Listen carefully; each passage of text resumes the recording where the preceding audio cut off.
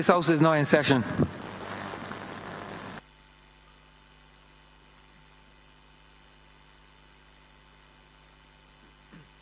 Minutes of the meeting held Tuesday, 27th of November 2018.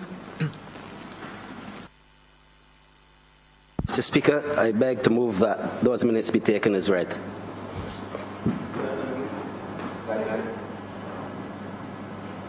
If there are no observations or corrections, let those minutes stand confirmed.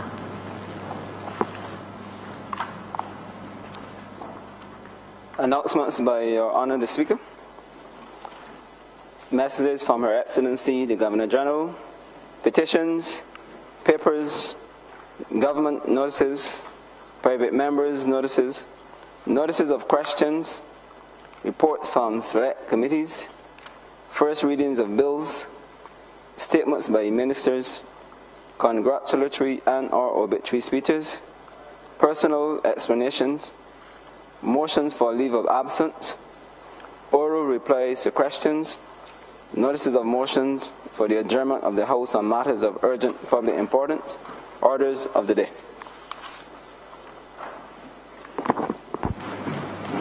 Mr. Speaker, I beg to move the suspension of standing orders 6, 16, 18, 20, 42, 5, 43, and 44 be suspended for the remainder of the day's sitting.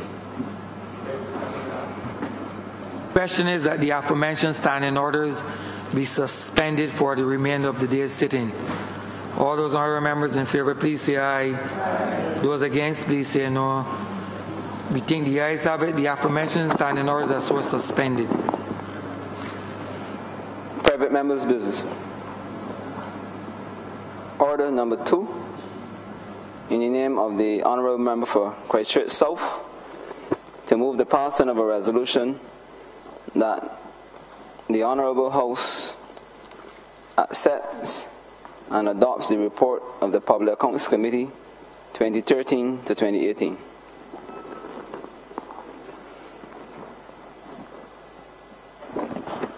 Honourable Member for St. Philip West. Thank you, Mr. Speaker. I rise to lend my voice to what has been, in my opinion, a real revelation of how the past administration dealt with governance in this country. Most folks who know me would know that I am probably, as they know me as a former life of Calypsonian and stuff, they would know that I would be one of the most proud persons as a Barbadian. But the last 10 years has in many ways been disturbing for me, Mr. Speaker. And in many ways, it has tugged away at that pride. And when I had the opportunity to examine and read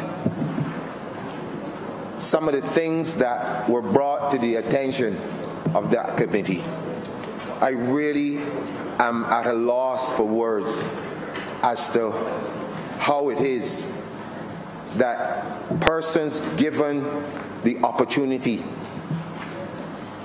to be a part of the decision making, to be a part of the advancement of this beloved country of ours, could have behaved in a manner that is described so, like I said, it is unbelievable that persons who call themselves Barbadians could operate in such a manner.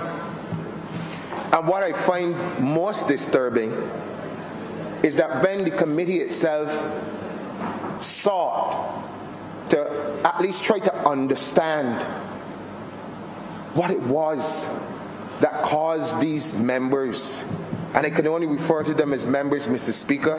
I refuse to use the word honorable. I will call them members. I find it difficult to understand how, when summoned by the very committee to come and explain to the committee, explain to the people of Barbados why all of these discrepancies, why all of these blatant disrespect for procedure, why all of these anomalies, that some persons decided that they were too big to come before a committee. In fact, they blatantly refused. And apart from refusing, they sought legal representation. Now, my question, Mr. Speaker, to any right-thinking person is, if you have nothing to hide, why would you not come before this chamber, come before the committee to explain queries that they have? What is it that you're so afraid of that you would even have to go and find legal counsel to support you? But what upsets me the most is that after all of these things have been done, you have persons, and I hear them every day, walking across this country, trying to make you believe that the past administration was the best thing since sliced bread. And I find it unbelievable, because we all, anyone who reads newspapers, anyone who listens to the news, anyone who actually lives on this country and actually knew and could see and was a part of what the last 10 years was like, I do not understand how you can make an argument for such a thing. Now, I spoke about this complete breakdown in terms of how things are supposed to be done. The reason why you have these types of committees is to make sure that the public purse is well taken care of. The reason why you have these is to ensure that in the various ministries, when monies have to be spent, that there's accountability, that you cannot operate as if you are dealing with your own personal finances, that you are, in a sense, responsible for the taxpayers' money, to put it in very simple terms. And so it is important that as we move forward, and I dare say, I know, looking around this chamber, that we will not have those types of problems. But the fact remains that you have a public account committee to ensure that the best practices are adhered to. Unfortunately, for the last administration, it appears to me, from what I've read, that they felt that this was a joke, and that this Public Accounts Committee was nothing more than a group of people who had nothing else to do but to humbug them and whatever their agenda was.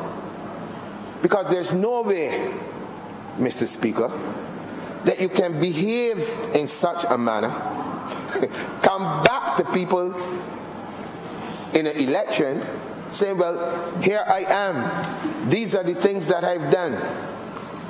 One, I have made decisions on behalf of the cabinet in some instances where it appeared that nobody else knew except me. Two, I have no respect at all for the committee itself, so when they said come before the committee to give some sort of evidence, I refuse to come. Yeah, I have all sorts of problems. I refuse to come. And three, every time you ask about a building project, and this is the one that really kind of like offsets me. You are talking about here building project. Mr. Speaker, I'm sure that you and many members in here have been persons who have built homes. And you know and I can use Barbadian parlance, the Gurkha that you can get if you do not control contractors.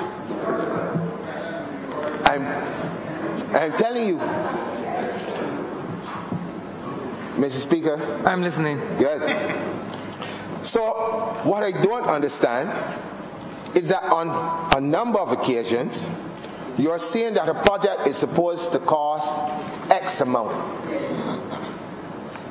And then a few weeks later you come back and you see these things sometimes almost double the amount that originally for. And no one is able to say, well, how we jump from one quotation to another.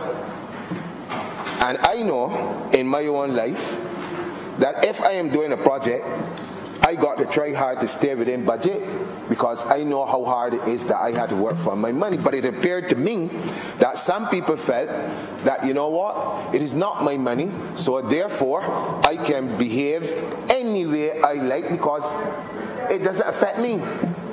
Because at the end of the month, I am still going to get my salary and it doesn't matter.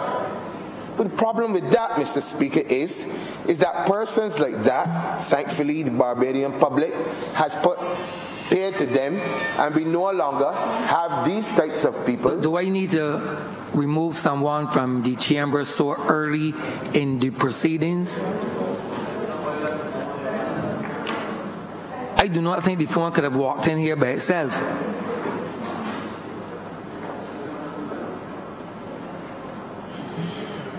You know, in another place, the phone is confiscated and there's a cost attached. It is very possible that the standing orders of this honorable chamber might be forced to be changed to inflict punishment for members who callously disregard the standing orders of this honorable chamber. I say no more. Continue, honorable member. Thank you, Mr. Speaker. So, as I was saying, these persons seem to have had absolutely no respect for procedure, no respect for the very persons who put them in the positions that they found themselves in, and no respect at all for themselves. And that in itself is a travesty. You know, it is, in my mind, the ultimate privilege to be able to walk into these chambers, to be able to give back to a country that has given every single one of us all that we have and all that we've achieved. And for myself, Mr. Speaker, it is a bit different, because it is no secret that I am of Barbadian parents, but I was actually born in England.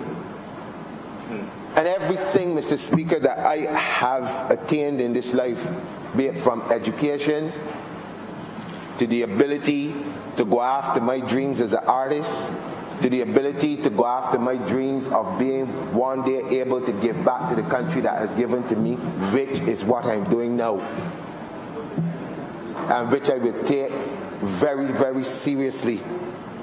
It is hard to comprehend that those persons who would have had the privilege to be actually born on this blessed land, to have all of those things without having any problems at all, that they could then turn around when the opportunity presents itself for them to do something positive for their country, to behave in such a manner.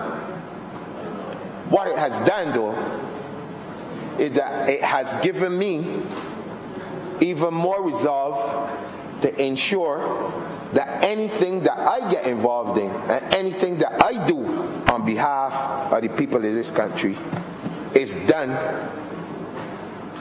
excellently within the confines of the law, and that it is for the development of the same country that I mentioned earlier that has done so much for me. The unfortunate thing coming out of the committee's report is that when some of the things were exposed in the communities, that we who now grace these halls are under more pressure in what we do, because the eyes of the public, and oftentimes many of you would know when you walk through your constituencies or you find yourself anywhere across this island, one of the most hurtful and one of the most disturbing things I hear people say, and I understand that things are difficult and I understand that people are under pressure, but the one thing that bothers me, Mr. Speaker, is that there are some people who continue to make comments like all politicians are the same. And all politicians are not the same. And it is hard, because when you are trying, given the hand that this government has been dealt by the last administration, when you hear people with things like that, I don't know about the rest of you all, but I know the many sleepless nights that I don't have. I know the many things that I have to be at. Yes, sleepless nights that I do have. Yes. You know, the problem is when you hear people with comments like that, it says, and I said it before, I know they're hurting, but it says that something is wrong. Somewhere along the line, we are not getting it. And Mr. Speaker, for someone like myself, who has at many times in my life been exposed to situations where some people, because of how they think, they would look at you and decide that because of the color of your skin, whatever it is that they feel about people in general with the same color of your skin, they make comments like that. And to have your own, when you walk through the communities now, do the same thing, tells me that there's a long way for us to go in terms of us being able to do one very simple thing, and that is to differentiate. And the only way that you can differentiate is if you can understand what the differences are. This Barbados Labour Party, in a few months' time, has done what the previous administration failed to do in 10 plus years. In 10 years. And it's highly unlikely that anyone, being honest, there's a saying that children should not play with sharp-edged tools. Continue, Honourable Member. Thank you, Mr. Speaker. There is really, and I think, in my opinion, I'll say it here, that it is unreasonable and it is unfair to think that a new administration, working as hard as this one is, can be put in the same category as the past administration, given not only the length of time that they were given to do something for Barbados, but the way in which they carried themselves, the way in which they tarnished the reputation of this country, the way in which they had us from being the shining light in the Caribbean to being the laughing stock of the Caribbean. And for anyone, anywhere, to associate this administration with the past administration tells me that there's a problem in being able to differentiate. It is like you are saying that apples, oranges, rocks, trees, that they're all the same. You can't. There's a big difference. And so, Mr. Speaker, I want the general public, and I'm speaking to those persons who love this country as much as I do. It is time for us to put aside all the other things and concentrate on getting Barbados back to its position. It is a position, and I dare say it is a position of leadership. Not control, but leadership. Leadership that says that Barbados is a place that makes decisions that are sound. That Barbados is a country that adheres to the rule of law. That Barbados is a shining example of what the Caribbean can be and should be. And that has already started with this BLP administration. The time has also come, Mr. Speaker, that we as an administration are going to have to make some serious decisions as to what is going to happen with these persons. Everywhere I travel, my phone itself is bombarded with messages. People ask every day, somebody can get locked up. That's what they ask me. Every day. And people call me by my first name. They don't call me minister, they don't call me these things because they know me for all my life. And it's, who can get locked up? What can I say? Nothing. Because there's a time and a place for everything.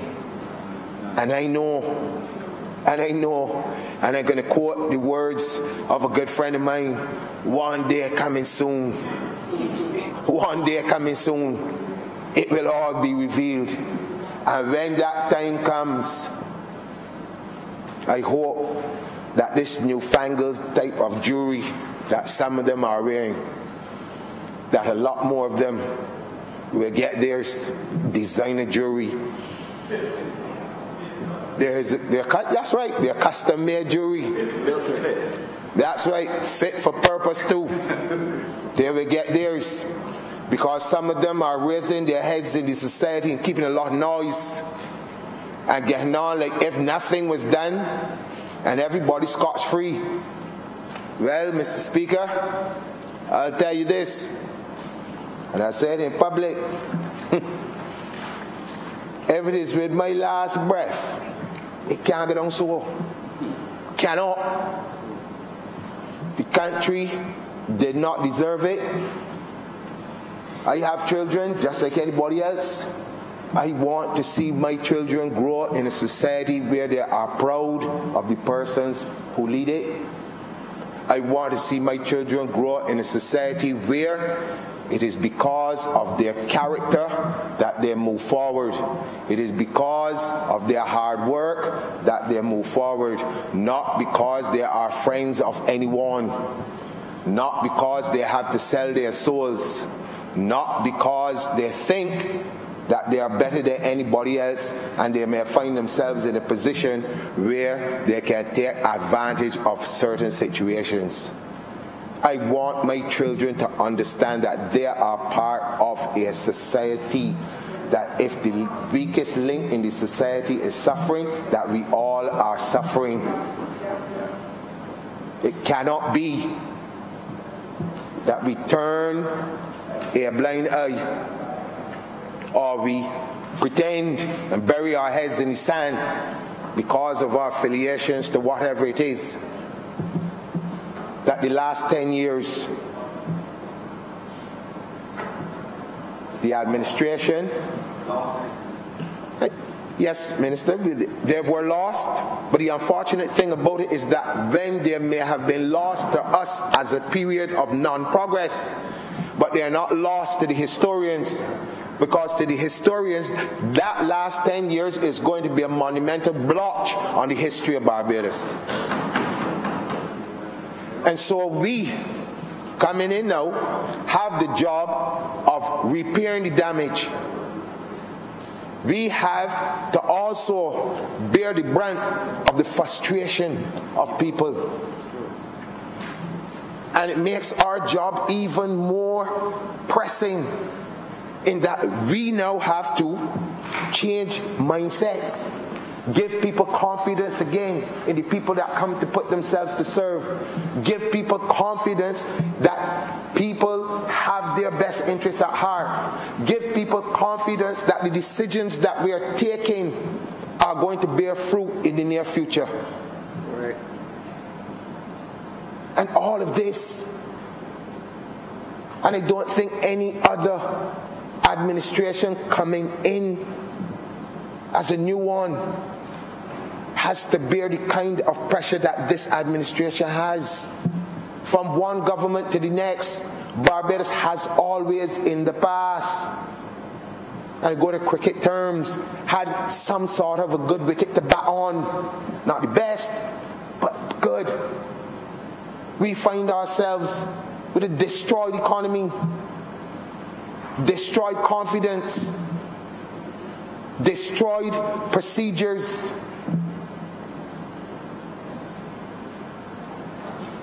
And what?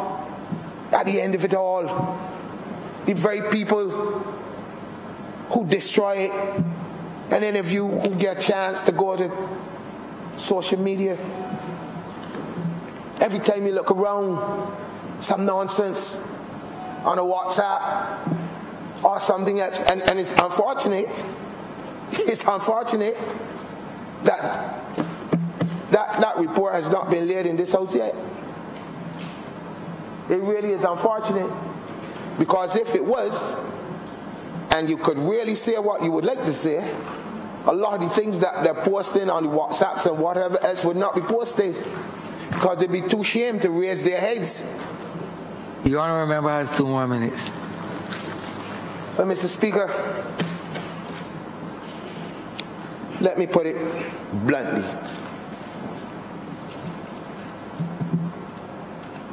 I am not usually ashamed of being a Barbadian.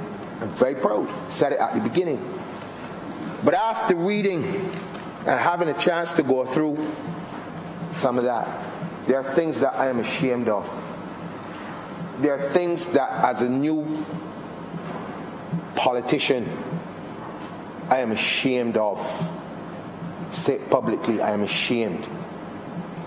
And I hope never, ever in my life to ever have the chance or the opportunity, and it's not even an opportunity, I would never want to see a report like that ever again, not associated with this political party or any other one. With that, I am obliged.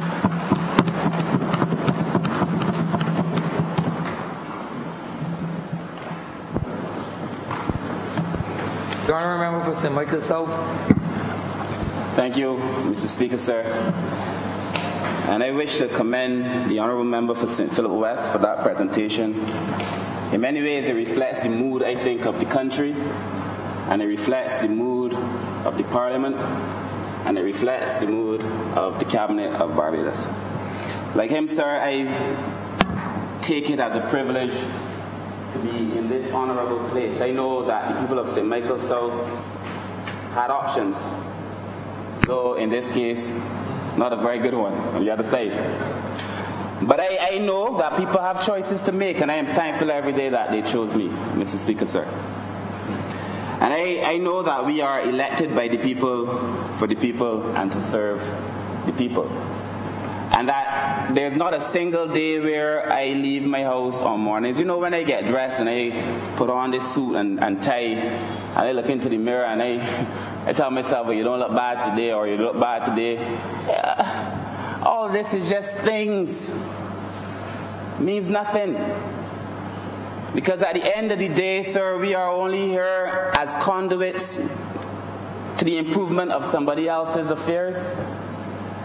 And there's sometimes when I have to look at myself in the mirror and I ask myself, when I account for my stewardship on a daily basis, am I worthy now of the position that I was able to somehow inherit? Because we must also account to ourselves. And invariably, Mr. Speaker, sir, we all have to account to God. And that we could act as if we are lords when it goes to our head. But we could watch what happened in Barbados over the last 10 years and see that if you don't account to yourself and to your God, you may end up being the Lord of nothing. When I watch a country as great as Barbados is brought to its knees by wanton behavior and the kind of treatment that no country deserves. I watch people being treated, sir, in a way that no person deserves to be treated. And I'm big enough to accept that. In the wise words of the former member for St. John, who was Prime Minister many years ago, Errol Barrow, that we have to ask ourselves, what mirror image do we have of ourselves? How do we see ourselves? And if we ask ourselves this question, if we reflect upon it honestly, then we have to tell ourselves that there are some days when even the great Errol Barrow, Tom Adams, Grantley Adams, when all the former leaders of this country, sir, on whose chest, almost like a tablet, it is inscribed that we are loyal sons and daughters of this country, must now be turning wherever they are, having seen the way the country was treated in the last 10 years. And we speak of the country sometimes and people may seem to forget that the country is made up of people and its institutions. So people have been treated badly, institutions have been weakened, the image of Barbados on the national stage, international stage, damaged badly, but now currently being restored by a new Barbados Labour Party administration. A lot of damage done to this country over the last 10 years, and I feel that now we have been in office for 6 months, that this is as good a period, Mr. Speaker, sir, as any on which we should now reflect. Half a year, look back on what we have done, and, sir, ask ourselves if we are doing that which we came to office to do. And, sir, for the few minutes that I speak, I want to spend the first half of my presentation reflecting, and the other half of the presentation speaking to where I believe Barbados has to go. And all of this within the context of a public accounts committee conversation.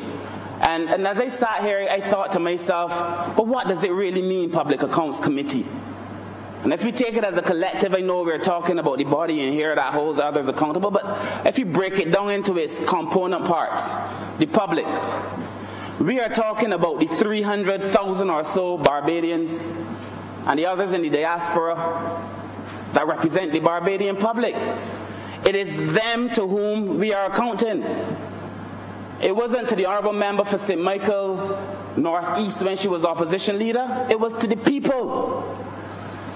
The 300,000 or so Barbadians who represent the public.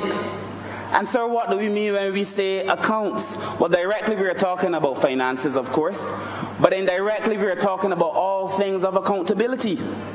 And in leadership, and I wish to read, sir, in leadership, accountability is the acknowledgement and assumption of responsibility for action, for products, decisions, and policies, including the administration's governance and implementation within the scope of the role of employment. Sir, it is a big thing. It is about being answerable to somebody. And there can be no accountability if there is no accounting. So if a government determines that they refuse to go before a public accounts committee, they are in fact confessing that they are refusing to be held accountable for the things that they have done. Because the moment you determine you are so big that you don't have to account to anybody, you are a lord unto yourself, a law unto yourself as well, then you are saying that you don't have to account to anybody in this country. But it is unfortunate that people in Barbados only realize that they have power every 5 years. Because the reality is that people in Barbados have power every single day. And they felt it in the last election when the people said, we've had enough of this. Enough is enough. That is why I feel on mornings or on evenings, if you don't do it daily, weekly, you must look yourself in the mirror and ask yourself the same question that Earl Barra asked. What mirror image do I now have of myself? Am I serving in the interest of the people who elected me to be here? Am I doing justice to that? Sir, we have a legacy in Barbados that is so proud and so rich.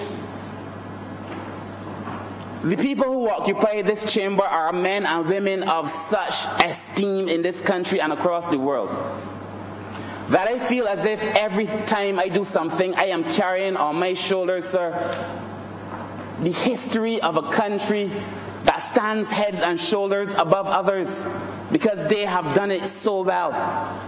And it is a severe injustice for us to occupy these chambers and lower what is expected of people who occupy this place. And Mr. Speaker, sir, no matter how you spin it, no matter how low you set your expectations for the former government, they found a way to live down to your expectations and then found themselves even lower in every possible aspect of governance. It was almost painful. And there are times, Mr. Speaker, sir, for all of us, we are politicians, of course, but before we are politicians, we are Barbadians first.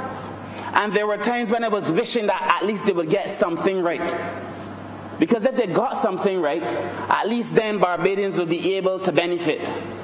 But you can't get anything right and then turning around now and using the same institutions of government to bribe people with the things that belong to them.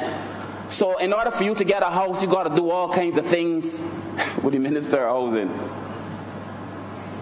In order for you to get a promotion, you got to do all kinds of things. If you want to get ahead in life, if you want access to welfare, if you want to buy your income tax, things that are yours already, you don't have to pay for what is yours.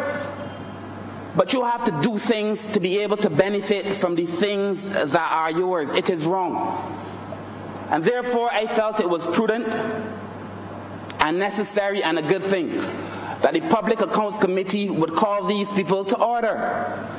But because they're lords and laws unto themselves, they refuse to come before the Public Accounts Committee. And so I feel, Mr. Speaker, sir, that every time I come in this place, sir, I will treat this place, and of course you, with the reverence, the respect, and the regard that should be shown to you, and to this place, and to the people who put us in this place. Because that is what we are supposed to do.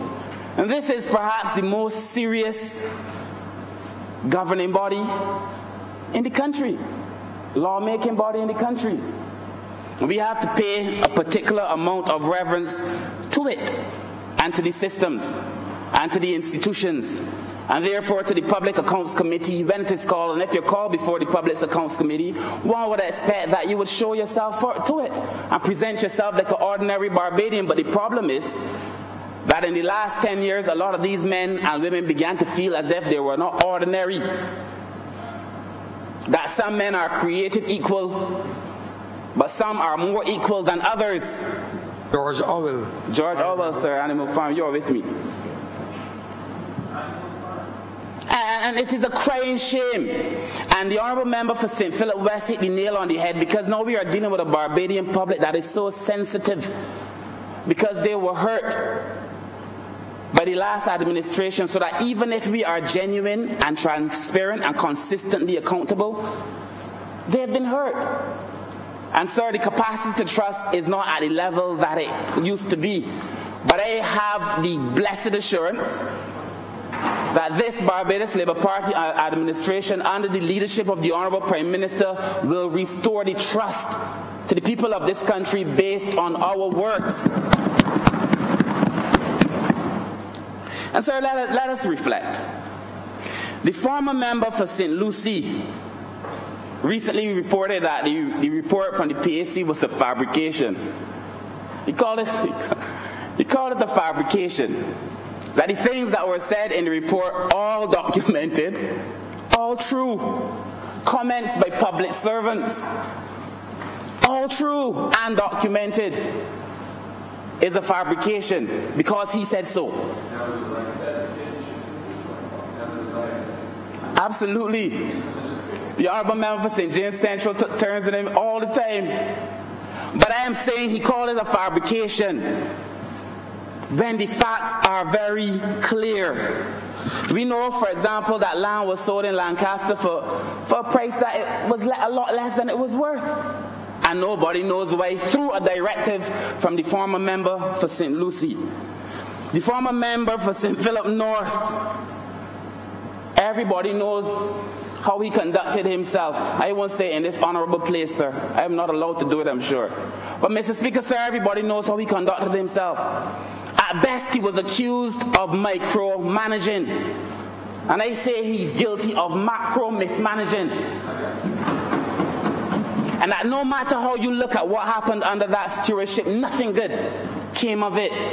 The former member for St. Michael's South Central, who used to act as Prime Minister every now and then, and every time I look at the now and present member for St. Michael's South Central, I am thankful for ridding the country of that, claiming that he was not afraid of the Public Accounts Committee, but yet at every angle, every opportunity, finding a way to stop it, the report or the committee somehow from being heard. It is a crying shame. The former member for St. John, when she was deputy chair, I think, of the committee, refused to let the PAC report be tabled. And then, if that were not bad enough, the former member for St. Michael's South, the former Prime Minister of the country, cancelled the whole sitting of Parliament on a time when the PAC was supposed to be reported on, cancelled the whole sitting of Parliament so that the report could not be heard. Each and every one complicit, sir, in the sin, refusing to be held accountable for their actions in this country, spending the public's resources as if it is theirs. You have to walk through Valerie, the housing scheme in Valerie, and you see what was done there for the money that was paid. And you know that that cannot be the best way to spend people's money. I'm sure the Honourable Member for St. Michael's South Central is spending time and time there dealing with the complaints. Look in the grotto in St. Michael's South. The amount of money that was spent there to have a building closed up, then to watch the tiles come off the ground. The sinks falling apart, Mr. Speaker, sir. We know that is not the way to spend the public's money. And nobody in St. Michael's South Central, none of the boys there in Carrington Village or Britain's Hill couldn't get no work when the building the place. And nobody who lives in the surrounding areas couldn't get in to live in the houses after they finish. So they did a terrible job in the construction. They did not allow the people who live in the area to make a living while they were constructing it. Over budget on both projects by significant amounts. And then the people who live now in the place weren't from the areas that came around. And the people who live there now are being exposed to some conditions that they should never be exposed to in government housing. Sin after sin after sin. And why? Because they feel or felt that they did not have to account to anybody for any action that they did in this country.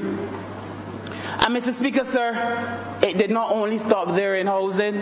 I now have responsibility for the port. And you would have heard time and time again the Honourable Prime Minister, myself, the Honourable Member for St. James Central speak to some of the contracts that were issued in the port. And you have to ask yourself if they feel that this was monopoly money. Monopoly money? And monopoly people?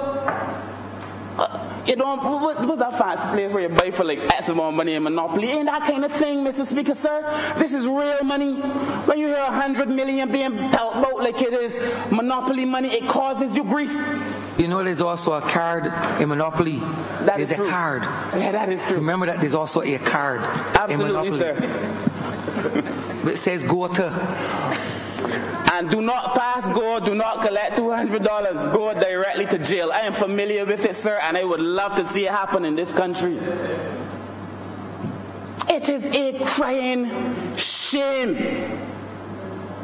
Mr. Speaker, sir, a crying shame. And we now have poor people all over this country struggling to make ends meet, going into a Christmas filled with hope because the Barbados Labour Party returned hope to a country, but at the same time hope does not necessarily manifest and translate into real dollars in the short term. But I believe under this leadership, and I trust and I know that eventually it will. But we have people now going into a Christmas struggling because the last administration was so reckless with the way they spent the government's, well, not even the government's resources, with the way they spent the people's resources. And when we say it is a public accounts committee, people seem to think it is some abstract. It is the public. It is the people in Charleston and in the Bayland and in parts of Paddock and all over Paddock, all up in St. Lucie. It is the people in Garden Land. The Honourable Deputy, the Honourable Leader of the Opposition understands. It's them people too. The representative for St. Michael West.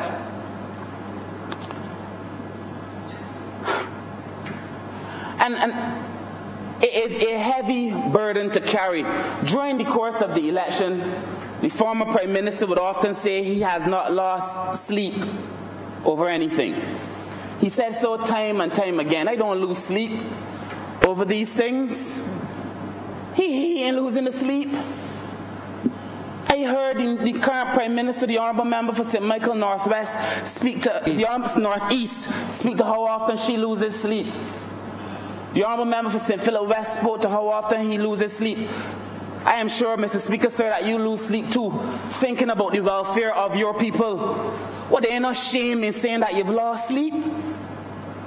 When you're carrying the burdens of a people on your shoulders, you have to lose sleep. And the former member for St. Michael South constantly, I don't lose sleep over none of these things. They say, I'm a big day racehorse. All kinds of foolishness in the affairs of people.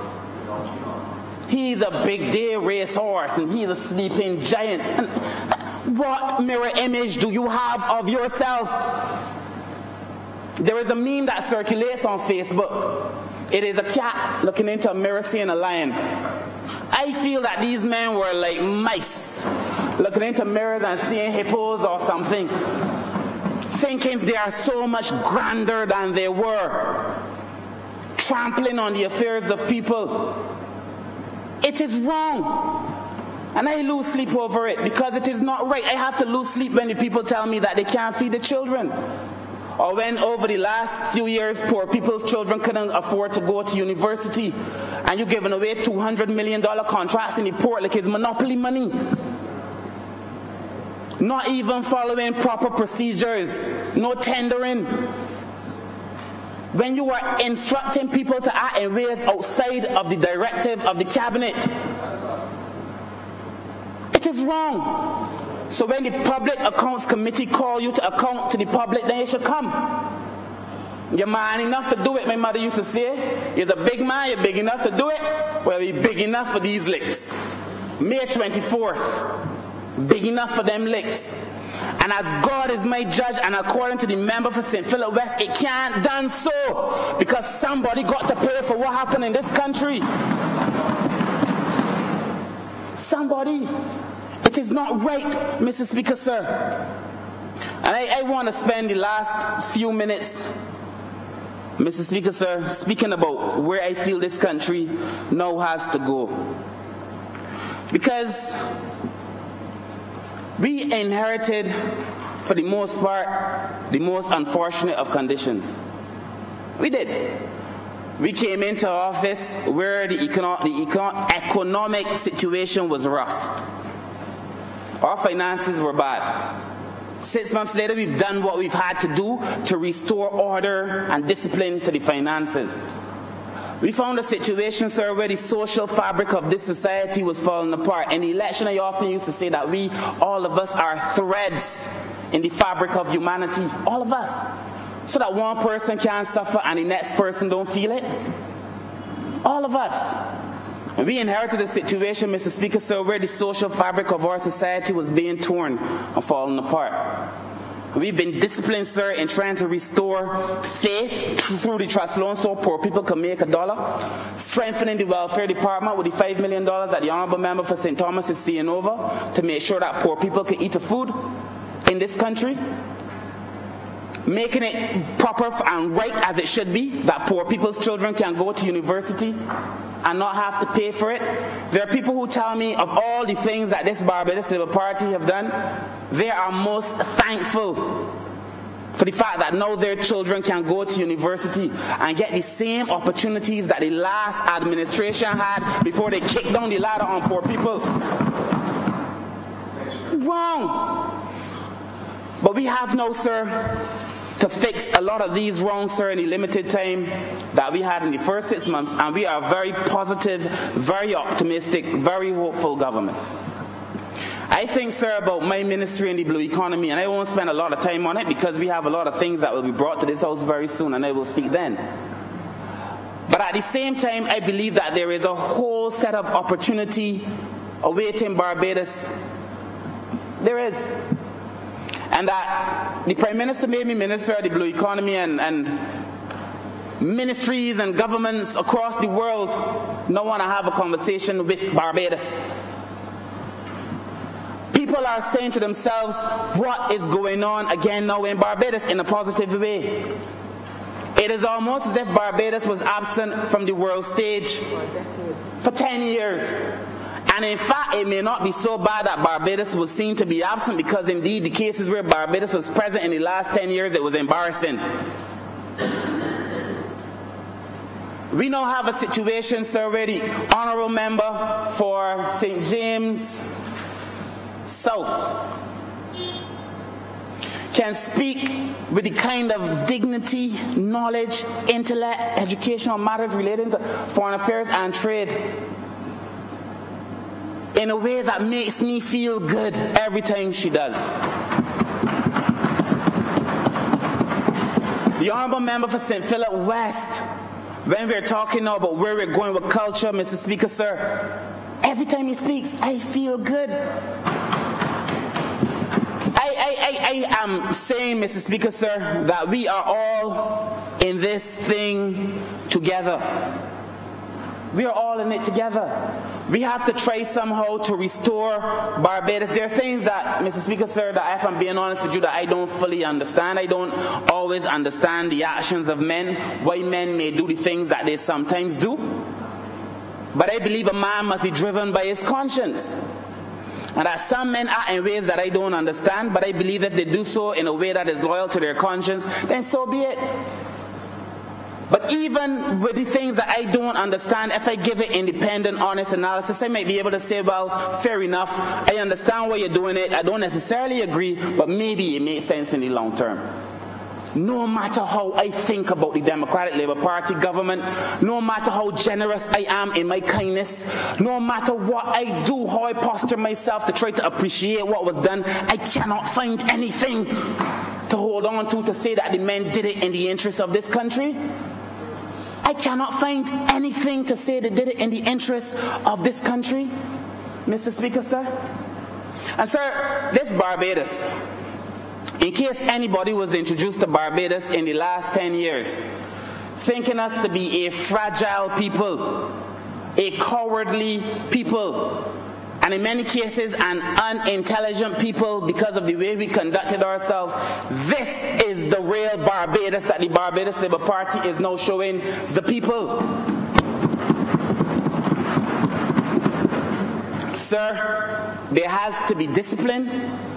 There has to be focus. There has to be a commitment to the people. And by the people, I mean every single Barbadian. We have to stay true to the legacy that is Barbados on both sides of the aisle, sir, because the last thing we could do is have a political conversation about all things. There are some conversations that are just about Barbados. And there have been people on both sides of the aisle who've done us proud.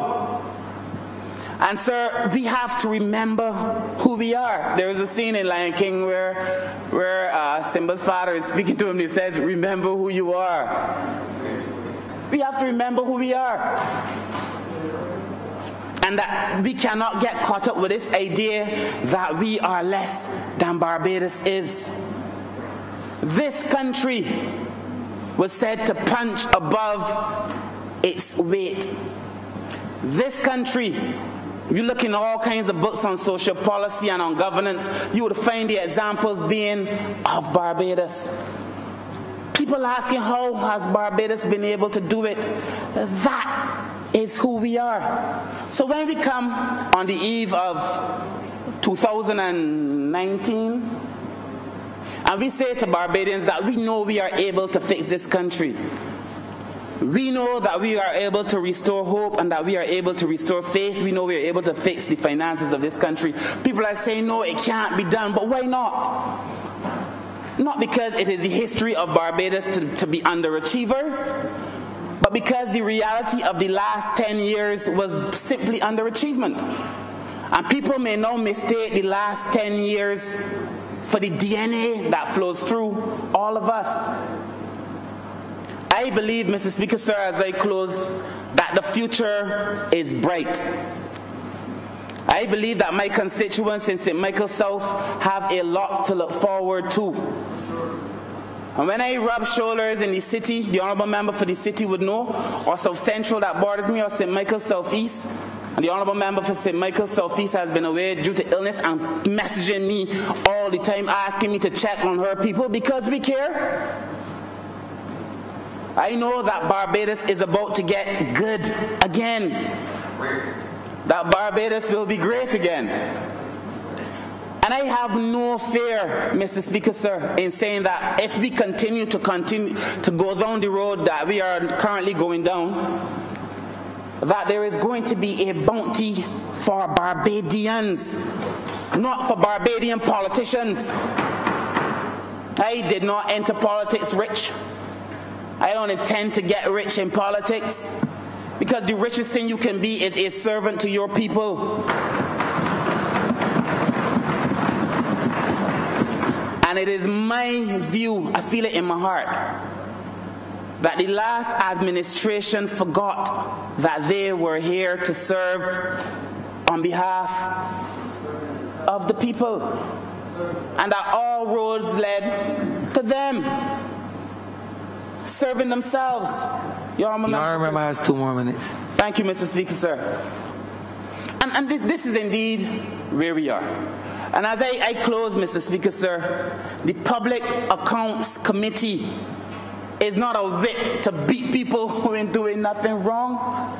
You only have to fear it if you know you're doing foolishness, Mr. Speaker, sir. And the fact that they were trembling clearly tells me that they knew what they were doing was foolishness.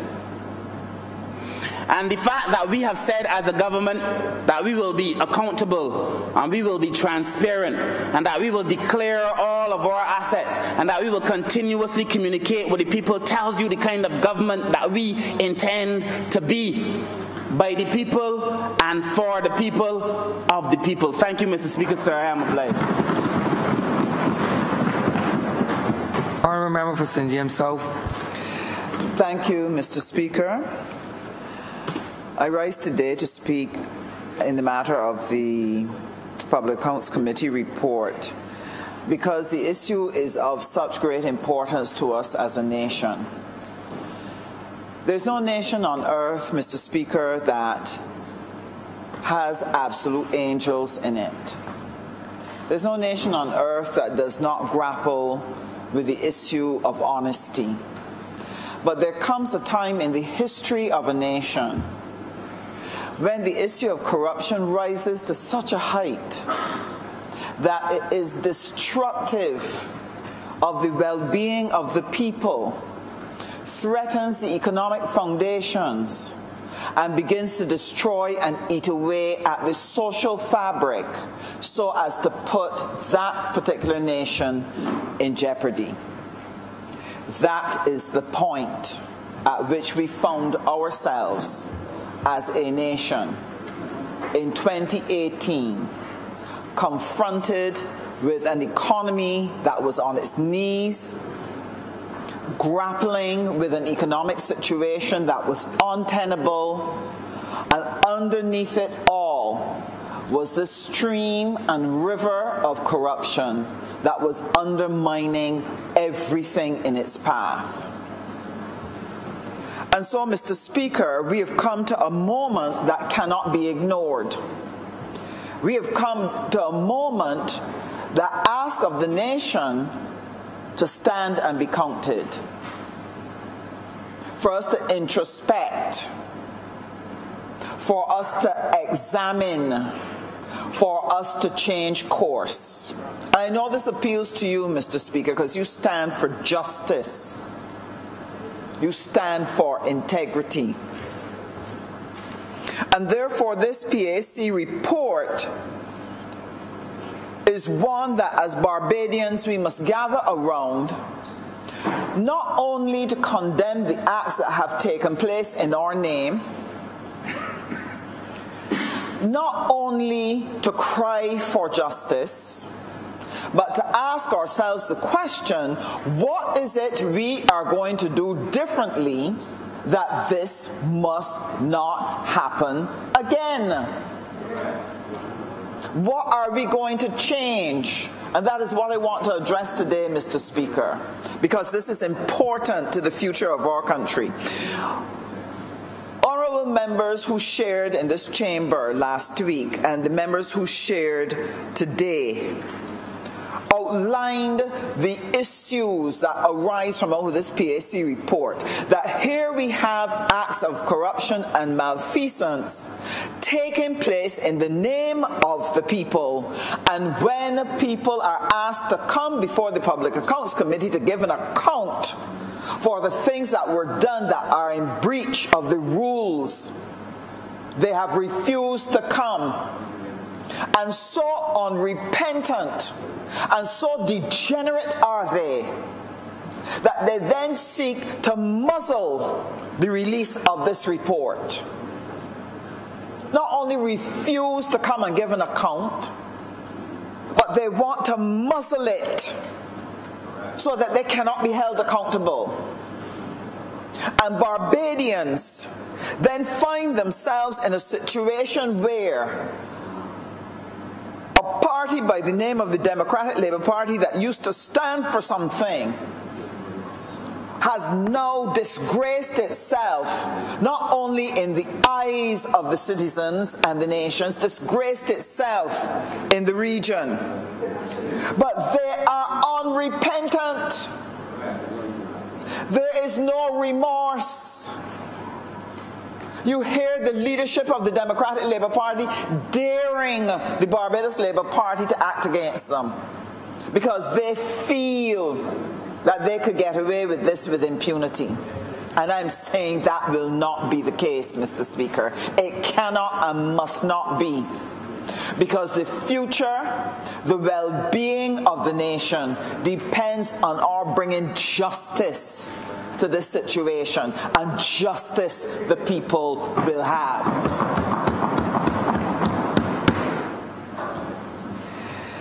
Why is it important that we address this matter? It is because integrity is critical to daily life. For too long in our churches, we are taught that integrity is to be able to get to heaven. That's not what it is for. It is to make life possible on earth, to create certainty for citizens when they are acting and doing the job of living. I must trust that when I go to a doctor, that doctor is going to act with integrity towards me in relation to my health. Otherwise, the health of the nation is at risk. There must be integrity when we are going for our driver's license, that the person is properly examined and is able to pass that driver's test, so that when that person sits behind a truck, if they sit behind a bus, if they sit in an ambulance, that people will have the confidence that they will be taken safely to their destination. Integrity makes life possible on earth. That is why it has to be defended. That's why it has to be protected. That is why it cannot be ignored. It cannot.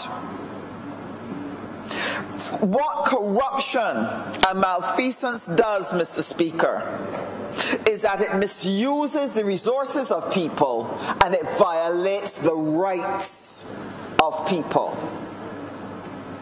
And therefore, if we are to ensure that people are able to live their best life, corruption and malfeasance must be rooted out and brought under control. And I'll explain why, Mr. Speaker. People have only one life to live. We do not know how long or how short it is. And everything I give my time to, I'm giving my life to.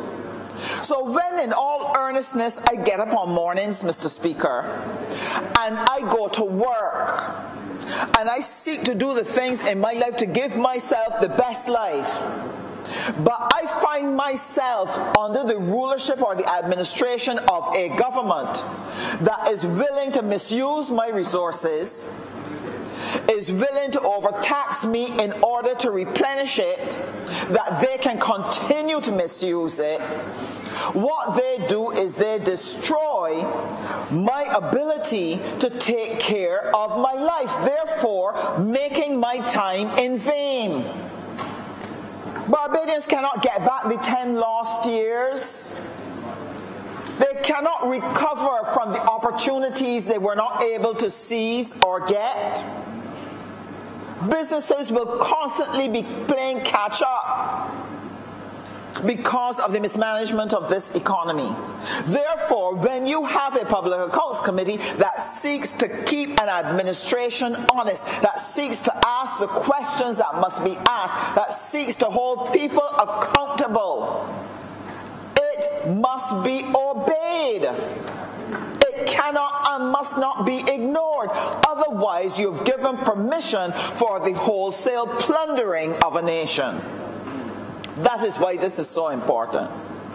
That is one of the reasons why, Mr. Speaker, I volunteered to be on the next Public Accounts Committee. Because integrity is important to good governance and to good living, and that is why citizens must pay careful attention to it. Because when our resources are misused, it means people labor in vain, and it therefore destroys the quality of their life. Therefore, people must act to protect their interests, to advance their dreams, and they can only do so by safeguarding their resources. It means that people must pay attention. But one of the things that has caused me concern is the fact that in Barbados there has been a tendency among some of the citizenry to shrug off corruption as this is an accepted and normal practice. This is par for the course. This is what politicians do. We expect. And a citizenry that will accept that at the highest level will also tolerate people in the marketplace doing the same thing to them. We can't eat the money.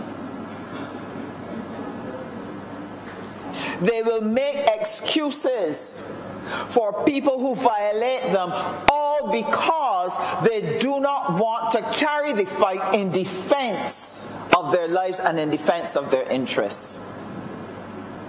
Now, this is a sad place to be. And I explain why, Mr. Speaker. Because when there is a tolerance for corruption, then there is a tolerance when injury is created on on another person's life.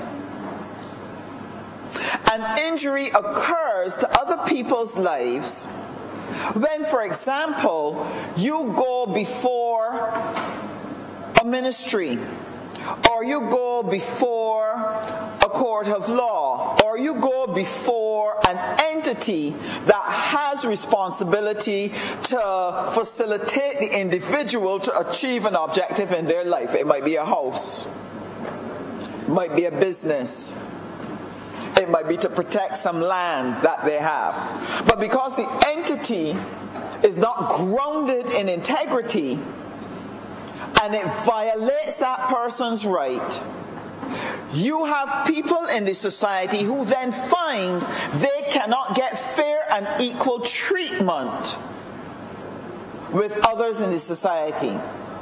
And that the people who have control over the system, or have more access to the system, or know more people in the system, are able to get more than their fair share while they perish. And that builds up in a society, Mr. Speaker, frustration, it builds up unrest, and what can happen is that you can have a pressure cooker going on within a society, and it can explode anytime you allow the society to become imbalanced, because we do not take the time to put measures in place and keep them in place to ensure that integrity is maintained in the system. And that is what the Public Accounts Committee is supposed to help us to do. So, the reason why I raised this,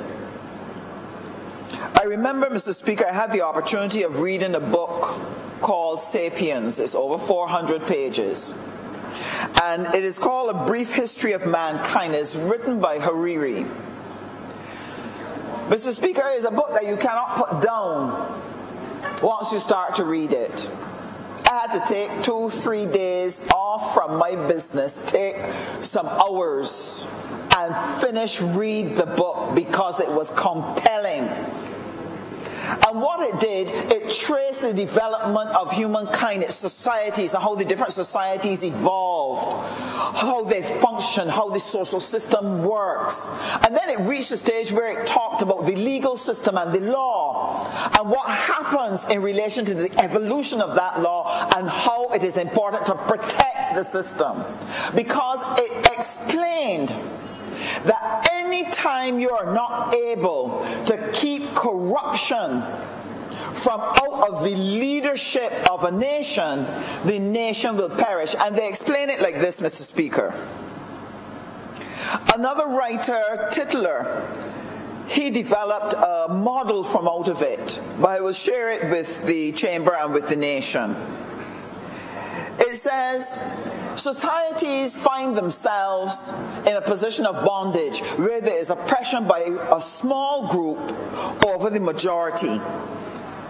And that deep bondage, when it gets into the psyche of the human, produces a spirit of dependence. And that spirit of dependence allows the bondage to intensify. But it will intensify until people reach a stage of rebelling against it. And when they rebel, what they do is they destroy the system around them, because they are seeking freedom and they're seeking democracy. And so that society will go through that evolution and find itself in grave disorder.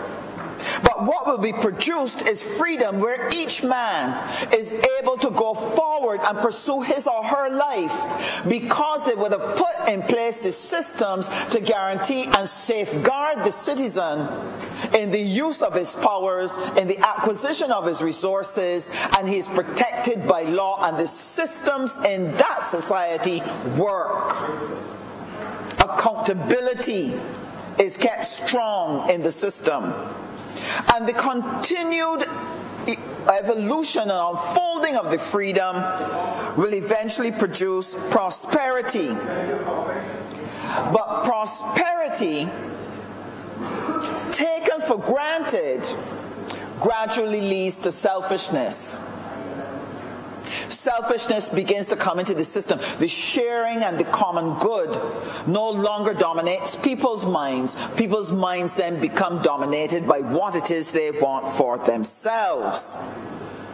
And therefore, as long as that it is not directed at me personally, I don't care what happens outside in the regular society. And that is where complacency begins to take place, where we no longer speak out when we hear wrong, when we see wrong. And when I look at the process by which the Barbados Labour Party, when it was in opposition, when it was seeking to exercise accountability through the Public Accounts Committee, the fact that you had a number of people who refused to come before it, to speak up, to talk, to share, to explain, to give that account, it was that selfishness had taken place and people were not prepared to step up and be accountable. The Republic of Barbados at this time are the best judges of what we do. And when they have the opportunity every 5 years to speak, they do. And if there are other activities going on during that interim, they will hit the road. They will call on the calling programs. They will speak what they want to, because they have been taught and they have been guided as to how to be upright citizens. And that is the reason, sir, why we are all here today, with our voices being heard across the world and our actions being followed.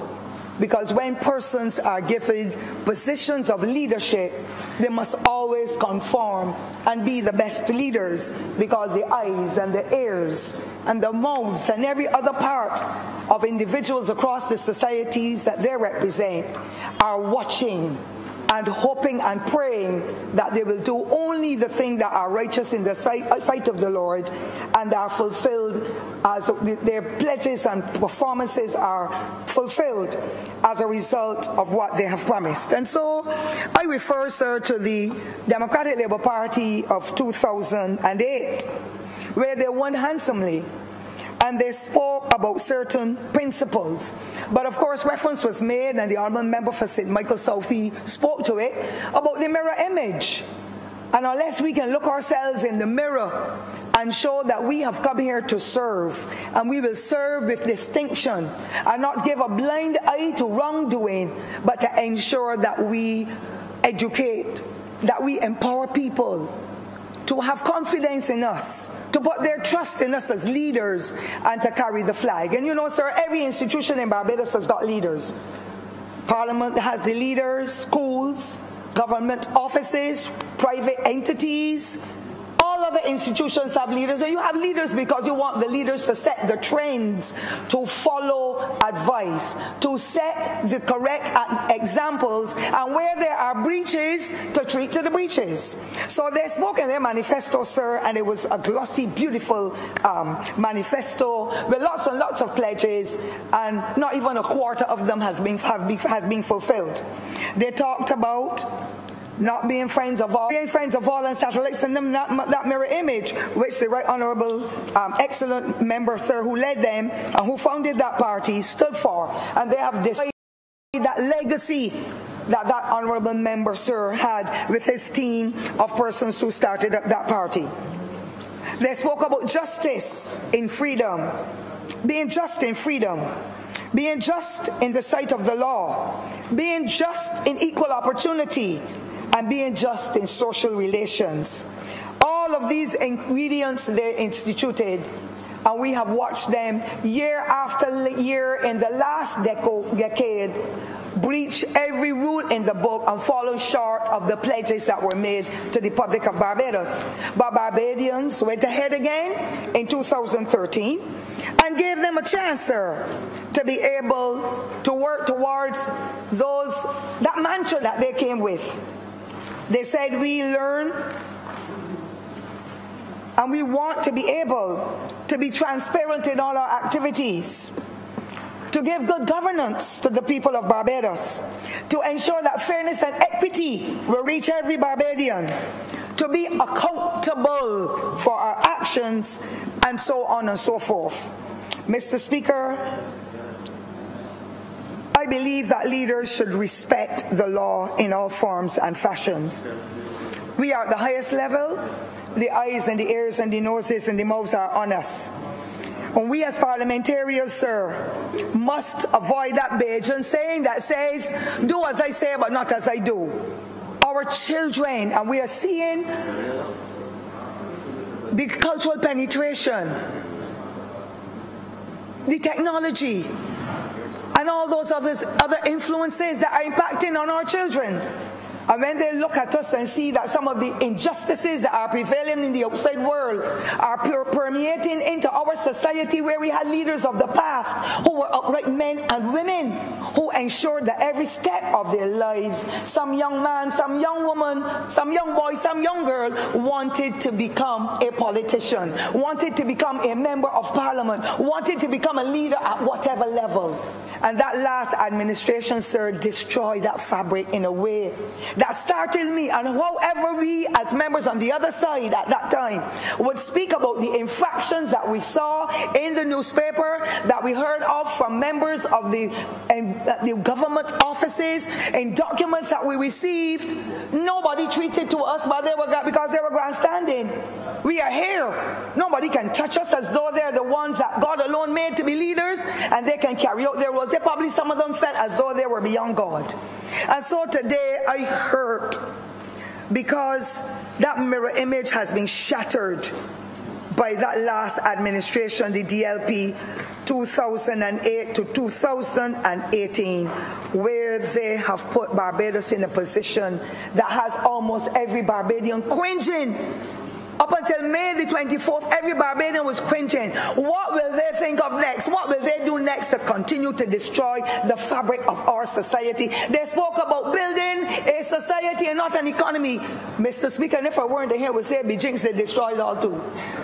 However, sir, they have sought to destroy both of them, but thank God, proud Barbadians continue to rally behind the Barbados Labour Party and all other leaders in this country who have set the correct example to say we are proud Barbadians, and despite the economic situation, despite the social issues, we are going to band together to build back Barbados and make Barbados again the gem of the Caribbean, because that's where we were in 2008 when the government changed. And we must work together to put back our country as leaders in here and make a difference, so that politicians will no longer be put into one big pot and lumped as them that are coming to get rich. They only think about themselves. They ain't care about a fella. They want to get rich. They don't even add on or die trying. And I thank God that none of the others has died in any way. I will never wish that for them. I can't say that I love God whom I cannot see, but I hate my brother whom I can see. I dislike the attitude, the mentality, the bad behavior, and the wrongdoings that they have been accused of. And this Public Accounts Committee, sir, has given us the information that half of them need to go before a court of law and answer for the malpractices that are identified here. That's not the only one, you know, sir. There are so many others. If you go to 2016, the institutions that you can see, sir, where money was passed on to contractors and to individuals and families and friends of the Democratic Labour Party, sir, and not a single item. No work done. No parts were brought in for the projects they were doing. The Barbados Water Authority in particular, where US $200 and something thousand were spent, when it was 200 and something thousand Barbadian dollars, not a washer for the Water Authority, not a length of pipe. Nothing came in, and the money was spent, Mr. Speaker, sir. We know the names of the individuals who were involved. I want them to be brought to justice, as we are looking at this one here, sir, to do with the Ministry of Housing and so on. Mr. Speaker, sir, the Democratic Labour Party for those last few years in government operated like a ship without a rudder. The Honourable Prime Minister, sir, seemed to be, well, he went to sleep. He said that you've now awakened the sleeping giant. and everybody else. No respect for man, woman, or child. No respect for anybody at any level at all.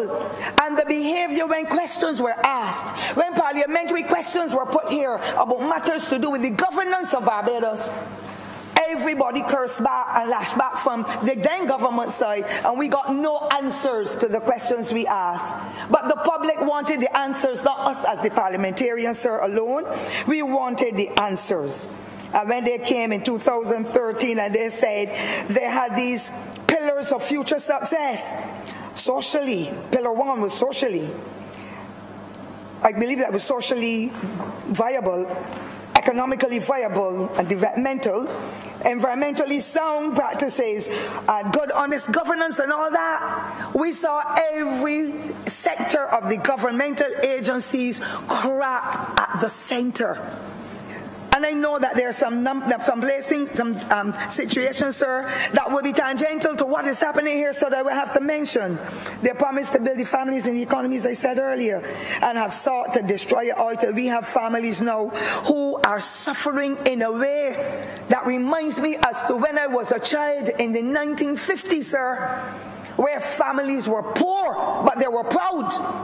And they never sat back and waited for any handout from anybody. That last administration pushed Barbadians to a level of mendicancy that I had not seen ever in my life, because our poor people did not want any welfare. They did not know how to go, and they had many children, different from now with a 1 child and a 2 child or none. They worked hard in the fields, in the shops, in all aspects of living honestly to be able to raise their families. Now we have people who are at the welfare, and I empathize with them because they don't have another avenue because of their poor management of a Democratic Labour Party between 2008 and 2018 that has destroyed their hearts, their culture, their whole well-being. The Barbados Labour Party, Mr. Speaker, sir, is going to have to put them back on an even keel and to be able to say, thank you, Jesus, for another opportunity. Mr. Speaker, when I hear of the billions of dollars in debt and projects that were done and unaccounted for, and when I hear the names of persons being called who would have been a part of it, they did not face the electorate, sir, but they got the bounty according to what we see in them documents that did not fall off any truck. They are in the ministries. Some of the documents I understand were shredded. But God is such a good God. Those pieces of information are still being found, and persons must be brought to justice for wrongdoing before it's if justice has to prevail. And only the little fella on the block with a spliff, or the person who shoplifts, or the person who has a confrontation with the neighbor or the family and a cuff in the eye and it bursts the cheek, and so they have to go to a court of law, and some have to go to prison. Be jinxy rich people got to go to prison too, who have broken every law in the book, Mr. Speaker, and brought the name of Barbados to be sullied in a way, because Barbados was known across the world as the gem of the Caribbean, the place where you go to have fun. You can have your wine, you can have your rum, you can have your dance and so on, but we were never seen as a bunch of crooks. And in the Caribbean, we hear of ministers of government who have been brought before the court of law and put in prison too. We know of people across the world who have had to face all kinds of investigations and have been brought to justice once they were found guilty. I want the ones that were here to be brought to justice, Mr. Speaker, sir. I will not rest. And if the honourable member for St. Michael East ever thinks that because of her elevation, sure, I will allow her to dream. She knows me like my lost sister. I'll be in her face all the time, because this court of law must bring justice to the people of Barbados, and the high expenditure and loss of funds or unaccountable funds that these people cannot tell us about it. The squandermania in this place has placed our economy into a stranglehold where the billions of dollars in debt and the loss of finances cannot be traced, cannot be found except in files, or we can see it on the road in some fussy big cars and jeeps. And people who have got new free spots of land over in St. James because they were the cohorts of the Democratic Labour Party, of a 6-story building over in Vaucluse in an industrial environment, and not a fella can go in it now, sir, almost a year since then. and Sanitation Authority is cringing at the sides for big excavators, if that's what you call them, up in Mangrove Landfill, being rented for $200,000 and $300,000 a week, or a month for that matter, when the amount could have been put to buy new equipment to look after the needs of Barbados and the Sanitation Services Authority. Of the Transport Board, I looked at my phone last night, a lady sent me a picture of the Transport Board previous to May 2008, where a whole plate from the back of the bus, I don't know how those people going to district they were able to travel in that bus. Not a single bus they didn't buy in 10 years. Not a sanitation truck.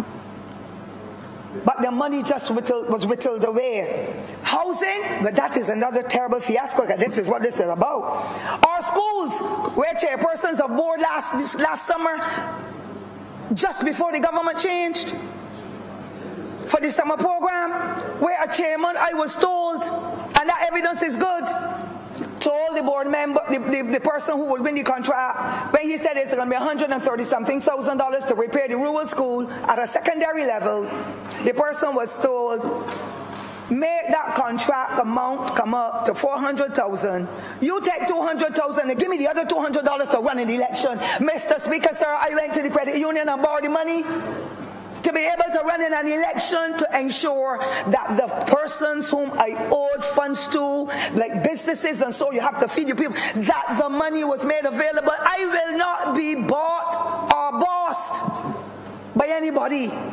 And the standards that were set by the last administration as politicians and as members of parliament and ministers is the worst ever in the history of Barbados. We cannot erase history, but we, the Barbados Labour Party, and any successive governments to come can put it right back up on an even keel and make a difference in our society, because we know about living just and being fair and being upright and transparent. What you do, we do, and giving good governance to the affairs of the country. Mr. Speaker, sir, the cost overruns in projects, don't talk about that. Serenada was sing for your steel in there. Mr. Speaker, sir, steel a day and nearly everyone. So this Public Accounts Committee report, sir, an agency that was developed to be the watchdog of the finances of any government in this time, has been scoffed upon, because this honourable chamber, sir, gave the mandate for the Public Accounts Committee to be constructed as it was, with the leader of the opposition then. Now the leader of this opposition, sir, his honour, sir, to be the one with the oversight, with a team of individuals who will allow fairness to prevail, because you can only go by the facts and figures. I dare those ministers, and I told them before, and I'll tell them again, to have absented themselves from attending such hearings where they were a part of voting over on this side as the government for that commission or that Public Accounts Committee to be established and to carry out its mandate, and then they denied attending. God is such a good God that he didn't let them remain sick when they applied and said they couldn't come to attend the meetings because of illnesses and whatever. How can you play you were sick when you're not? I do not understand it. Perhaps I'm young, I'm older and naive, Mr. Speaker, sir, and therefore will not understand how you can make up in your head that you are sick and you are not going to attend a properly established committee by the same honourable chamber that has you as a member setting the laws for the rest of the country. So how can all the rest of Barbados then respect us when we are here passing all these laws and making sure that they are going to be working in the interest and the promotion of Barbadians and people who will come among us? Something was wrong with the psyche of those strong-headed men who were there. Mr. Speaker, sir, I highly commend the Auditor General and his staff for being so bold, because nowadays, when you have to speak out, people target you. Well, a taxi man told me on Sunday morning, when he almost struck me and he did something silly and police officers were there, and I told him, you almost hit me, and he said, next time I'm going to write you off. Even that as a serious threat.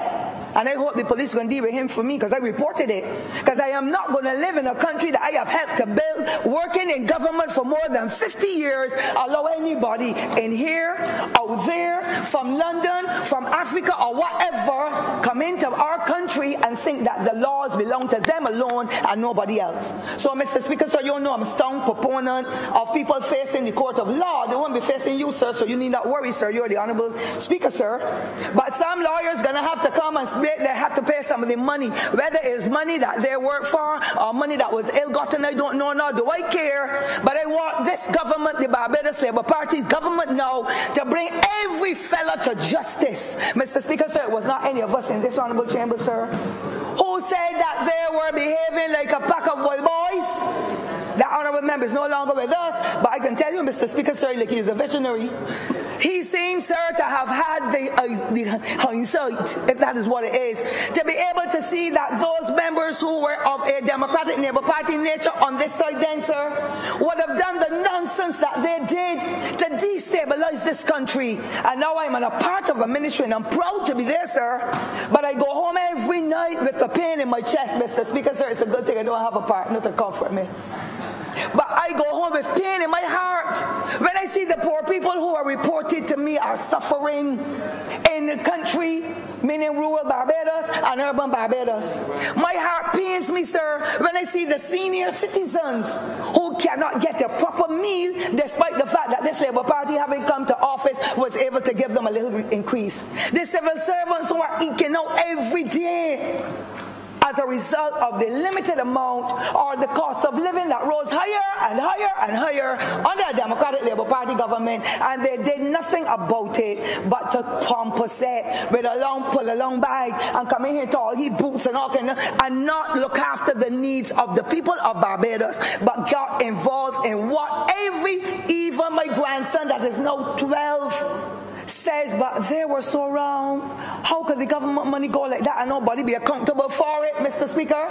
In the same way that that little boy is saying it or that little girl, so are the students at community college, at the Polytechnic, at the university, who suffered. And the kind of money that went missing for lawyers to get $750,000 could have gone down to the university and pay for some poor people's children. It could have gone into our primary schools that are breaking at the sides for resources, for the toilets, for the nutrition rooms, for the books and so, because parents are poor and they cannot even afford some of them, the textbooks for those children at primary level. And this government that was here before us sat here and did little or nothing to be able to bring them out of poverty. Instead, it reduced them to poverty. I say it every time, Mr. Speaker, and I say it again.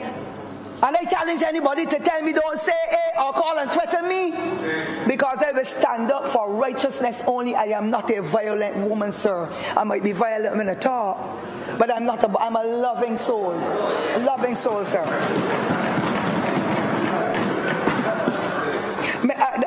Mr. Speaker, sir, the member for the city said he can testify. He seems to have more information. I remember I didn't hear that. You too, sir. I expressed judicial deafness at that. I didn't hear it. It was not meant for my ears. Mr. Speaker, sir, I want to say, though, how I highly commend those people, and that's the point I was on, sir, for the service to this country year after year after year. Sometimes they don't even get a response. Permanent secretaries are responsible, and they did in the time that the Barbados Labour Party was the government, 1994 to 2008. Whenever the queries were made, you can check the Auditor General's reports. You can see how permanent secretaries give information and indicate how responses will be made available to whatever the infraction is that was cited. Mr. Speaker, sir, so the boldness of the staff for the Auditor General and the service to country and the factual details that they present, sir, we must highly commend them and tell them be fearless. Anybody threatens them, it means that it is as bad as if they're threatening you, sir, or myself, or any of us in this honourable chamber, sir. Honesty in providing facts and figures of expenditure of the ministries and other entities under government's control must be properly spent, or or documented or a proper report delivered as to whatever has happened. I pray, Mr. Speaker, sir, that the integrity of all of those members who serve in the Auditor General's Department will continue to be without anybody enticing them to overlook information or to provide information for them that it can be destroyed and that it doesn't go into those records. We have always had a good, godly set of people in our ministries, and I trust that they will continue to be upright citizens, being productive and serving this country well. So I heard, Mr. Speaker, I feel embarrassed and ashamed. I had my high hopes as a result of the selfishness, the covetousness, the criminal actions of those leaders who warmed these seats on this side up until May 2018 in this honorable chamber. As you are aware, sir, I'm not the only one. I abhor what was practiced by some of our ministers then and other leaders who seem to behave like they could do as they please with the taxpayers' funds. So too are the members of the public out there. They're asking the questions. The old people are asking. We went through a campaign, so we know. The young people are asking. The public sector, they're asking. The disabled are asking. The sick in the hospital are asking. The black ones are asking. The white ones are asking. Almost, and even the tourists, Mr. Speaker, when they come, how did Barbados get like this?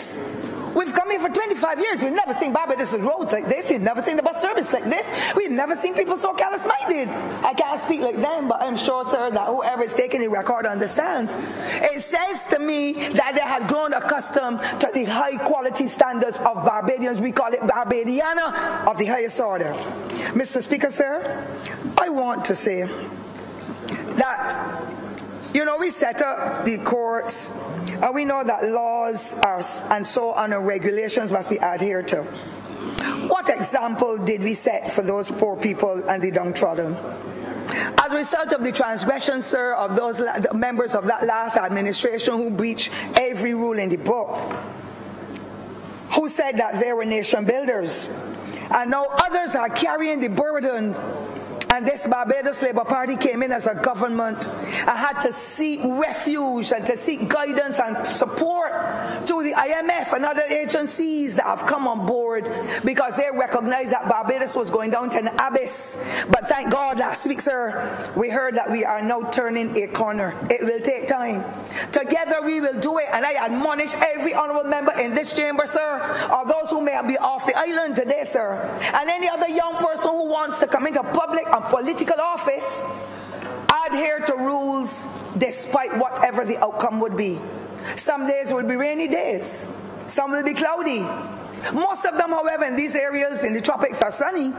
And I believe that as long as people work towards achieving what they have, whether they have to go to lending agency, whether they can save the money, just do as our old parents do, put it in a tot and bury it somewhere that you know where you bury it and you can find it when you're ready.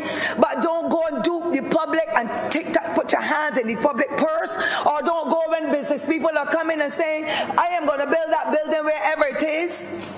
Take, for example, the Pine, where the Water Authority is, or the same sanitation service, big 6th-floor building in an industrial area where Cay Hill should have gone. And Cay Hill is another one where millions of dollars went through the headers. Today, we haven't heard a word yet, but they intended to build it in St. Thomas. Well, God is so good it didn't happen. But I'm saying, nobody, absolutely nobody, should be caught in the stranglehold of a businessman or woman or any international entity where you hear we're going to construct that building for $25 million and a minister or a member of parliament or a leader at all in the country says 25 million, make it 26, give me a million and let the rest go to the project. That is what is being said on the ground, Mr. Speaker, sir. I am glad that the Ministry of Housing and Lands, a former permanent secretary, and others were able to give evidence to show the transgressions of the last administration.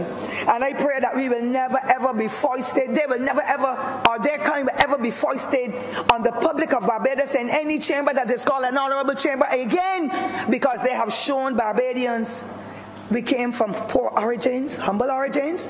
We were given an opportunity, but we came and we followed up. It is like how young people are saying it now, we want to get rich or die trying. Well, they have not died, as I said. But I hope that the prison that they are criticizing the Barbados Labour Party for building, constructing, under the astute leadership then of the Attorney General and the Honourable Prime Minister now, that prison that is one of the best in this hemisphere. I never heard of a soul get away from Dodds prison yet. Not a fella, as far as I'm aware. I can be corrected, sir. But Dodds prison was built and fortified, because if you are in prison, whether you're awaiting trial, so it means that you're still, justice will not prevail yet until you go to the court of law, or you have been condemned for doing wrong, nobody, as far as I know, sir, has been able to escape that prison. So I want to thank the prison officers and the prison chief. But it was built and fortified in that way, but we did not even know that sometime soon we may have to put a politician in there. And if a politician breaks the law, he has to be locked up, or she has to be locked up. As a little boy on the street with his spliff, as a little girl who's shoplifts, as a person who gets into bullying and does whatever that is wrong that harms anybody's life. And so I want, Mr. Speaker, sir, for justice not only to be done, but to seem to be done. So where are those hard-hearted, heavy-handed, criminal-minded, self-righteous, disrespectful, ungodly persons who mismanage the affairs of this country? Where are they today, Mr. Speaker? I have not set my eyes on one of them. Where are they now? All they did is try to assassinate everybody else's character. And the public is asking that. I am bringing a message from my constituents, sir. I am bringing a message from all the people in Barbados, because every last Barbadian calls me to say, want my husband to put in the district hospital. My child is not working, the house rent to be paid. And it was happening before that. Where are those people who have brought us to where we are today, Mr. Speaker, where we have to go to the IMF, where we have to bring in people to come and bring breakfast for children, where we have to have persons out there on the street feeding the mendicant people and the homeless? Where are the persons who have brought us to this position? I want justice to prevail. I am not going to rest in this Barbados Labour Party or in this country unless I get that kind of response, sir. Mr. Speaker, sir, I also want to indicate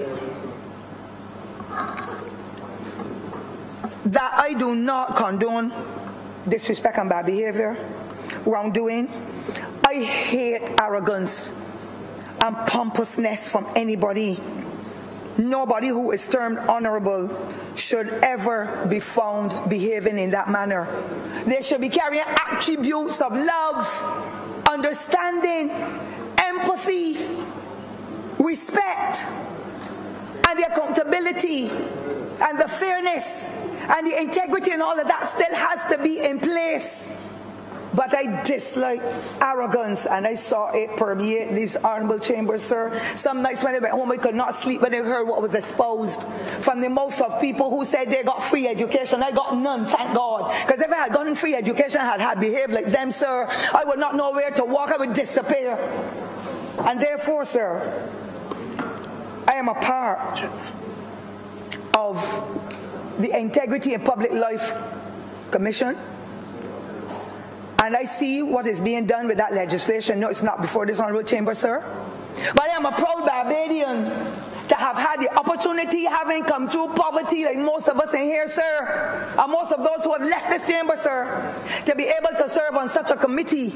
I am now understanding these various little parameters and so about the law and stuff, because I was never interested in the law, because I always intended to stay on the right footing.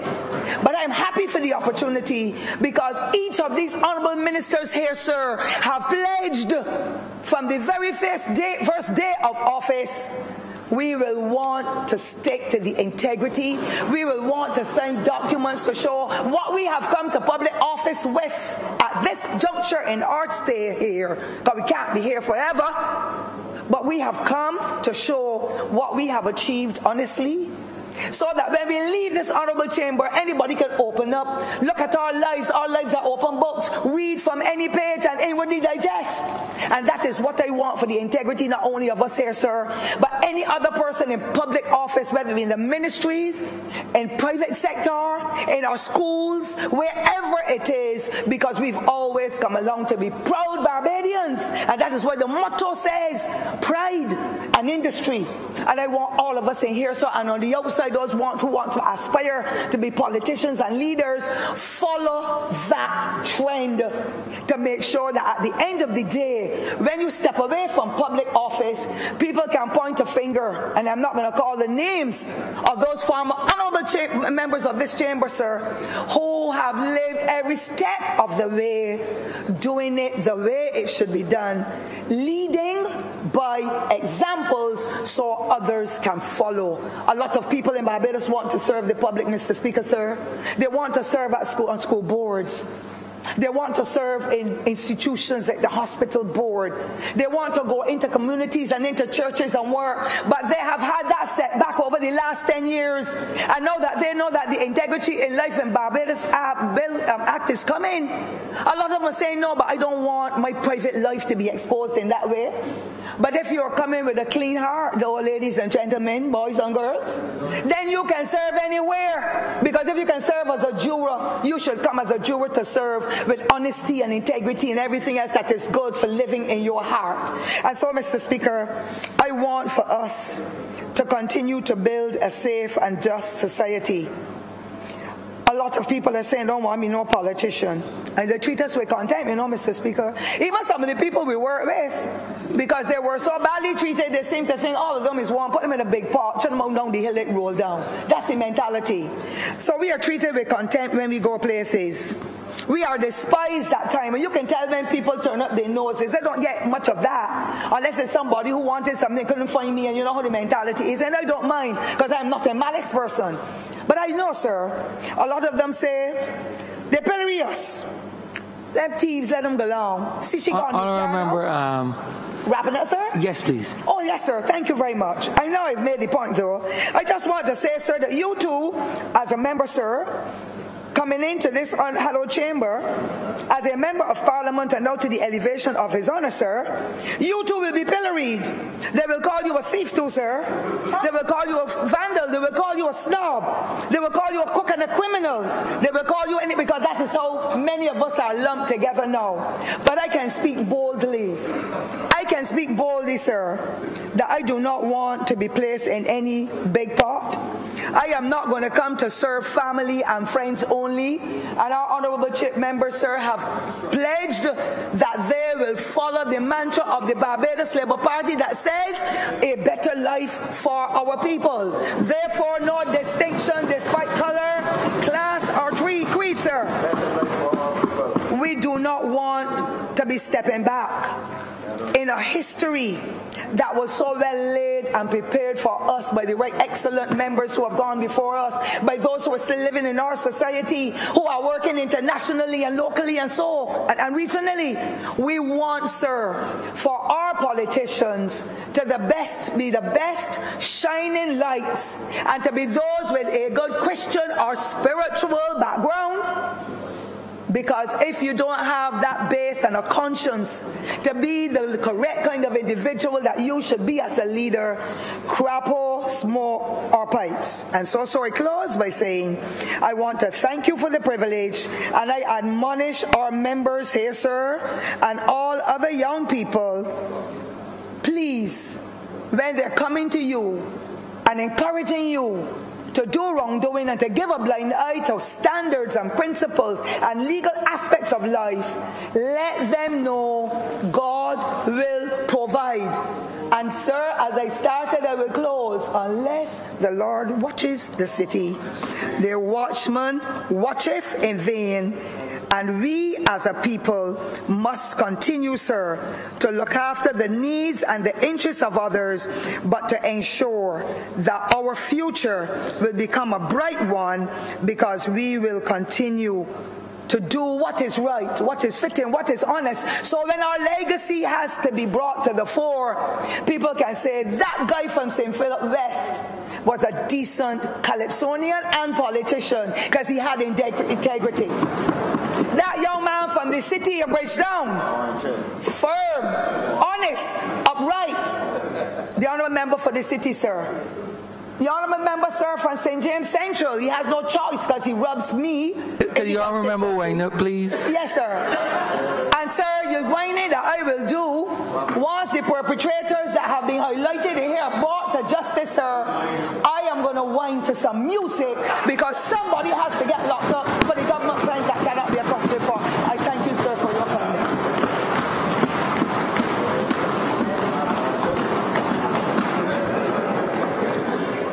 Mr. Speaker, I beg to move that this session be suspended until 3 p.m., not only for lunch, but to facilitate a special presentation, 3:30, I'm sorry, at which all honourable members are to be present.